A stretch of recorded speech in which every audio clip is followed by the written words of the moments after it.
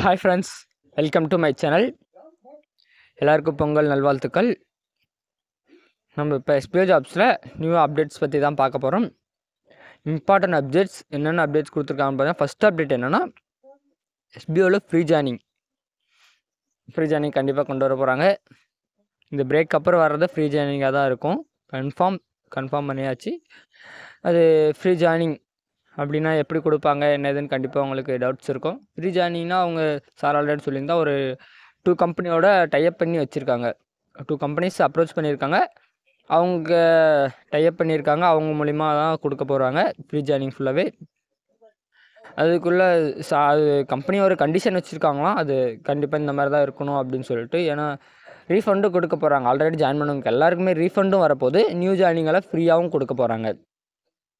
கண்டிப்பாக இதெல்லாம் bulk amount தான். இதெல்லாம் கண்டிப்பாக அந்த கம்பெனி ஒரு சில கண்டிஷன்ஸ் வச்சுருக்காங்களாம். அது என்னென்ன கண்டிஷன்ஸ் என்ன இதுன்னு தெரியல. அது சாருக்கு தான் தெரியும். அதுவும் கண்டிஷன்ஸு ஃபுல்லாக ஒன்றும் அக்செப்ட் பண்ணலன்ற மாதிரி சொல்லியிருந்தார். அது இந்த வீக் இந்த பொங்கல் லீவ் இந்த சாட்டர்டே பொங்கல் லீவெல்லாம் கழிஞ்சு சொல்கிறேன் அப்படின்ற மாதிரி சொல்லியிருக்காங்களா அவங்களுக்கு கன்ஃபார்ம் பண்ணி. ஏன்னா என்ன எது அக்செப்ட் பண்ண முடியும் என்ன இதுன்னு வெரிஃபை பண்ணிவிட்டு தான் அவங்க சொல்லுவாங்க. அதனால் ஃப்ரீ ஜாயினிங் தான் கன்ஃபார்ம் சொல்லிட்டார் சார். நெக்ஸ்ட் என்னென்னா ஃப்ரீ ஜாயினிங் கொடுத்தாங்கன்னா எப்படி அப்கிரேட் ஆகிறது கோல்டு டைமண்ட் அப்படின்ற மாதிரி கண்டிப்பான டவுட்ஸ் இருக்கும் உங்களுக்கு. கோல்டு டைமண்ட் அப்கிரேடுக்கு வந்து அது கண்டிப்பாக ரெஃபரல் கம்பல்சரி கிடையாது. சார் சொல்லிட்டாரு. ரெஃபரல் வந்து கம்பல்சரி வைக்கவே மாட்டேங்க. எந்த பிளான்லையுமே கம்பல்சரி வைக்க மாட்டேங்க அப்படின்ற மாதிரி சொல்லிட்டாரு. ரெஃபரல் கம்பல்சரி இல்லைனா பட்டு என்ன கொண்டு வர போகிறாங்கன்னு தெரியலனா ரெஃபரல் கம்பல்சரி இல்லை. ரெஃபரல் வந்து நார்மலாக லிங்க் இருக்கும். நீங்கள் வேணுன்னா ரெஃபர் பண்ணிக்கலாம். அவ்வளோதான். கம்பல்சரி முன்ன வந்து கோல்டு வாங்கினா 5 பேர் ரெஃபர் பண்ணணும், டைமண்ட் பண்ணால் 12 பேர் பண்ணணும் அப்படின்ற மாதிரி இருந்துச்சு. இப்போ அந்த மாதிரி ரெஃபரண்ட் கண்டிஷனே எங்கேயுமே இருக்காது. நீங்கள் பிஸ்னஸ் டெவலப்மெண்ட் ஆஃபீஸர் கூட 30 பேர் பண்ணியிருக்கணுன்ற மாதிரி சொல்லியிருந்தீங்க. அதுவும் இல்லை அப்படின்ற மாதிரி சொல்லியிருக்கா. அது ஆனால் என்னென்ன ஃபுல்லாக எஸ்பிஓட கான்செப்ட் ஃபுல்லாகவே சேஞ்ச் ஆக போகுது. ஆனால் அது எந்த அளவுக்கு சேஞ்ச் பண்ணி கொண்டு வருவாங்கன்னு தெரியல. கண்டிப்பாக நல்லா பக்காவாக கொண்டு வருவாங்க. பட் அதில் வந்து நம்மளுக்கு எதுவும் இப்போதைக்கு தெரியாது. எதுக்காக சொல்லாதிருக்காங்கன்னா கண்டிப்பாக தெரியும். இப்போயே சொல்லிட்டா வேறு கம்பெனி காப்பி அடித்து அவங்களுக்கும் முன்னாடியே கொண்டு வந்துடுவாங்கன்றதுனால தான் இப்போ சொல்லாத வச்சுருக்காங்க. கண்டிப்பாக ஓப்பனிங் முன்னாடி கண்டிப்பாக சொல்லுவார் சார்.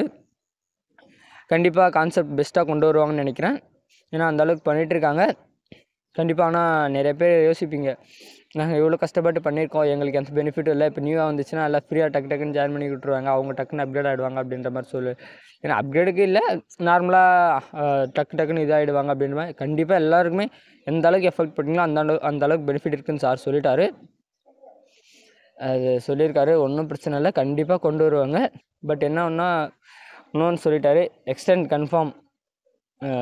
இந்த லீவ் வந்து கன்ஃபார்ம் எக்ஸ்டெண்ட் ஆகாது கண்டிப்பாக சொல்லியிருந்தார் சார்.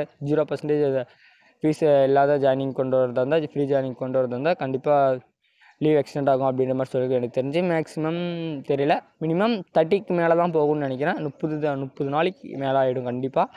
30 to 60 சம்திங் இருக்கலாம். நான் என்னோடய கணிப்பில் சொல்கிறேன். 60 இல்லை 90 கூட இருக்கலாம். பட் அது கன்ஃபார்மாக சொல்ல முடியாது என்னால். அது சாட்டர்டே சண்டேயில் சொல்கிறேன்னு சொல்லியிருக்காரு. இப்போ வர சாட்டர்டே சண்டே பொங்கல் லீவ்லாம் கழிஞ்சு சாட்டர்டே சண்டே வருது பார்த்தீங்களா, அப்போ சொல்கிறேன்னு சொல்லியிருக்காரு. கன்ஃபார்மாக எத்தனை நாள்னால் எக்ஸாம்பிள் சொல்லுவார் அவர். கிட்டத்தட்ட ஒரு 30 நாள் 60 நாள் அந்த மாதிரி அவர் சொல்லுவார். அப்போ நம்ம தெரிஞ்சுக்கலாம் எத்தனை நாள் என்ன இதுன்னுட்டு. முக்கியமாக இது ஃபஸ்ட் அப்டேட்னா ஃப்ரீ ஜாயினிங் கொண்டு வந்திருக்காங்க. கண்டிப்பாக எல்லாருக்குமே ஃப்ரீ ஜாயினிங் கொடுக்க போகிறாங்க. நியூவாக வர்றவங்களுக்கு எல்லாருமே ஃப்ரீ ஜாயினிங் தான். பட் அதுக்குன்னு சில கண்டிஷன்ஸ்லாம் கண்டிப்பாக வைப்பாங்க. எந்த அளவுக்கு ஒர்க் பண்ணியிருக்கணும், இந்த அளவுக்கு என்ன இதுன்னு ஜாயினிங் கொடுப்பாங்க. அதுலேயும் சில கண்டிஷன்ஸ்லாம் கண்டிப்பாக வைப்பாங்க. அப்போ தான் ஏன்னா ஃப்ரீ ஜாயினிங்னா சும்மா யாருனாலையும் ஜாயின் பண்ணி வேஸ்ட் பண்ண சும்மானாலே ரிஜிஸ்டர் பண்ணி விட்டுருவாங்க. அந்த மாதிரிலாம் எதுவும் இருக்கக்கூடாதுன்னு சொல்லிட்டு கண்டிப்பாக கண்டிஷன்ஸ் வைப்பாங்க. அதுதான் பெஸ்ட்டு. நெக்ஸ்ட் என்னென்னா செகண்டு ரீஃபண்டபுள். கண்டிப்பாக எஸ்பிஓவில் இருக்கவங்க எல்லாருக்குமே ரீஃபண்டபுள் இருக்குது. அதெல்லாம் ஒன்றும் பயப்பட தேவையில்லை. கண்டிப்பாக எல்லாருக்குமே ரீஃபண்டபுள் இருக்குது. நியூவாக ஜாயின் பண்ணவங்க இப்போ இது வரைக்கும் ஜாயின் பண்ணவங்க எல்லாருமே ரீஃபண்டபுள் இருக்குது. மூணாவது என்னென்னா ரெஃபரல்ன்றது எங்கேயுமே மஸ்ட்டு கிடையாது. இப்போ பிஸ்னஸ் டெவலப்மெண்ட் ஆஃபீஸர் ஆகணுனாலையும் ரெஃபரல் கண்டிஷன் கிடையாது. ஆனால் அதுக்கு ஏதாவது அதுக்கு வேறு கண்டிஷன் வச்சுருப்பாங்க. பட் ஆனால் ரெஃபரல் கண்டிஷன் கிடையாது. அவ்வளோதான் மஸ்ட்டு. அதே கோல்டு டைமண்ட் அப்கிரேட் ஆனாலே ரெஃபரல் கண்டிஷன் கிடையாது. பட்டு வேறு ஏதாவது கண்டிஷன், அதான் என்ன கண்டிஷன் என்னதுன்னு இப்போதைக்கு சார் சொல்லலை. அது கண்டிப்பாக சொல்லுவார். கண்டிப்பாக ரெஃபரல் கண்டிஷன் கிடையாது, அதனால் பிரச்சனை இல்லை. இது கண்டிப்பாக first free joining, second refundable, third referral condition கிடையாது. அது 3 தான் மஸ்ட்டு. மித்தபடி வேறு என்னென்னா ஃபோர்த் என்னென்னா இந்த லீவ் வந்து January 18 சொல்லியிருந்தாங்களா ஓப்பனிங்னு சொல்லிட்டு, அது வந்து கண்டிப்பாக எக்ஸ்டெண்ட் ஆகுது. அது எனக்கு தெரிஞ்சு ஜனவரி, பிப்ரவரி, மார்ச், எனக்கு தெரிஞ்சு மார்ச் சம்திங் கிட்ட போய்டும்னு நினைக்கிறேன் ஓப்பனிங்க்கு. ஏன்னா கிட்டத்தட்ட 30 நாளில் அவங்க ஏன்னா ஃபுல்லாகவே கான்செப்ட் ஃபுல்லாகவே சேஞ்ச் பண்ண போகிறாங்க. அதுக்கு தகுந்த மாதிரி சாஃப்ட்வேர் ரெடி பண்ணணும், எல்லாமே சேஞ்ச் பண்ணணும். சாஃப்ட்வேர்லேருந்து எல்லாமே ஃபுல்லாகவே சேஞ்ச் பண்ணணும். ஏன்னா சார் சொன்னார் ஃப்யூச்சர் கான்செப்ட் வந்துச்சுன்னா கண்டிப்பாக இதாக இருக்கும்னு சொன்னார். ஃப்யூச்சர் கான்செப்டோட சேர்த்து அந்த கம்பெனிஸ் வச்சுருக்க ரெக்வஸ்ட்டும் அது என்ன கண்டிஷன் கொடுத்துருக்காங்களோ அந்த மாதிரி அந்த கண்டிஷனுக்கான ஒர்க்கும் பண்ணணும். அதனால் கண்டிப்பாக டைம் எடுத்துக்கும். பக்காவாக கொண்டு வருவாங்க. பட் என்ன ஒன்று லேட் ஆகும். அது நம்மளுக்கு நல்லதாக தான் கொண்டு வருவாங்க. நியூவாக ஜாயின் பண்ணாங்க மத்தியில் அந்த ஸ்டாப் பண்ணுறதுக்கு முன்னாடி கண்டிப்பாக அவங்களுக்கு கொஞ்சம் வெயிட் பண்ணுற மாதிரி இருக்கும், கொஞ்சம் கஷ்டமாக தான் இருக்கும். பட் வெயிட் பண்ணுங்கள், கண்டிப்பாக உங்களுக்கு ஃப்யூச்சரில் நல்ல இன்கம் கிடைக்கும்.